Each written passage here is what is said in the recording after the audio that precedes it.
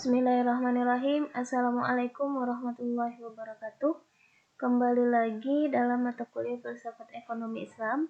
Untuk materi hari ini kita akan belajar tentang landasan teleologis keberadaan manusia. Ingat ya, landasan teleologis, bukan teologi. Jadi landasan teleologis keberadaan manusia. Oke, sebelumnya saya akan menjelaskan makna teleologis. Teleologis itu berasal dari kata Yunani yang artinya akhir, tujuan, dan maksud. Secara etimologi, teleologi adalah ajaran yang menerangkan segala sesuatu dan segala kejadian menuju pada tujuan tertentu. Jadi maksud dari materi kita hari ini adalah landasan tujuan dari keberadaan manusia itu apa? Nah, seperti itulah kurang lebih ya. Jadi, yang pertama kita akan membahas tahap penciptaan manusia ya. Manusia diciptakan oleh Allah tidak sekaligus, akan tetapi melalui tahapan-tahapan dalam rahim seorang ibu. Nah, kita tahu manusia itu berada dalam kandungan itu 9 bulan kan. Nah, itu terdapat di Quran surah Al-Mu'minun ayat 12 sampai 14. Nah, di ayat tersebut, walaqad khalaqnal insana min sulalatin min tin. Nah, jadi di sini sudah dijelaskan Allah telah menciptakan manusia dari sulalah min tin, dari tanah. Kemudian summa ja'alnahu nutfah fi qararin makin. Nah, ayat di atas sangat jelas menceritakan tentang proses kejadian manusia dalam beberapa tahap. Proses pertama dalam tahapan kejadian penciptaan manusia dijadikannya nutfah dalam rahim seorang ibu. Nih, summa ja'alnahu nutfatan fi qararin makin. Nutfah itu secara etimologi berarti setetes cairan yang tergolong kepada 3 bagian, nutfah laki-laki, nutfah perempuan, nutfah amsyaj yang terbuat dari campuran dan kesatuan nutfah laki-laki dan perempuan.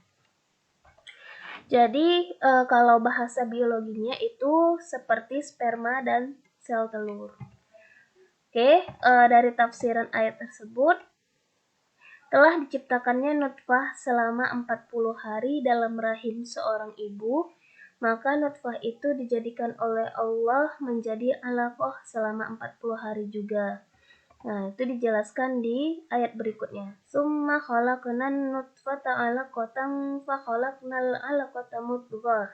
Jadi setelah alaqah menjadi mudghah.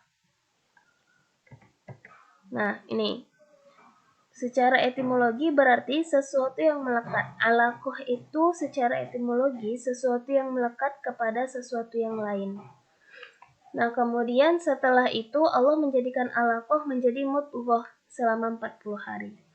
Mudghah dalam bahasa Arab berarti segumpalan yang telah dikunyah atau sesuatu yang telah dikunyah. Nah, hal ini digambarkan oleh Rasulullah dalam sebuah hadis dari Abu Ar-Rahman Abdullah bin Mas'ud radhiyallahu an berkata, Rasulullah yang sangat jujur dan terpercaya ucapannya memberitahu kami, sesungguhnya setiap kali dikumpulkan penciptaannya dalam rahim ibunya selama 40 hari berupa nutfah, kemudian menjadi alaqah, segumpal darah yang menggantung, selama waktu itu juga kemudian menjadi mudghah, segumpal daging, selama waktu itu juga. Kemudian diutuslah malaikat untuk meniupkan ruh kepadanya. Hadis riwayat Bukhari dan Muslim. Nah, kemudian tadi sudah menjelaskan tentang penciptaan manusia. Nah, jadi apa yang menjadi tujuan penciptaan manusia? Yang pertama itu sebagai hamba Allah. Jadi manusia itu diciptakan sebagai Abdullah, hamba Allah, yang tujuannya untuk beribadah kepada Allah. Itu terdapat di surah Az-Zariyat ayat 56. Yang kedua, ada manusia itu diciptakan Allah untuk menjadi khalifah di muka bumi. Khalifah di muka bumi ini terdapat di surah Al-Baqarah ayat 30. Khalifah itu adalah pengganti Allah yang mengatur urusannya di tengah-tengah urusan kehidupan manusia. Jadi manusia itu diciptakan untuk menjadi pemimpin. Jadi bukan hanya pemimpin dalam negara, tapi pemimpin dalam diri sendiri, pemimpin dalam keluarga, dan pemimpin dari masyarakat, dan pemimpin di negara. Jadi harus menjadi pemimpin dari diri sendiri terlebih dahulu, kemudian baru memimpin orang lain. Nah, ini yang menjadi tujuan penciptaan manusia di muka bumi. Oke, maka dari materi yang sebelumnya tadi, kita sudah tahu apa sih yang menjadi landasan tujuan keberadaan manusia di muka bumi ini. Jadi manusia itu di muka bumi bukan untuk bersenang-senang. Manusia di muka bumi ada tugasnya. Tugasnya tadi ada dua. Yang pertama untuk beribadah kepada Allah, yang kedua untuk menjadi khalifah. Nah, itulah landasan tujuan keberadaan manusia di muka bumi. Oke, materi kita hari ini sampai di sini. Semoga bermanfaat dan dapat dipahami.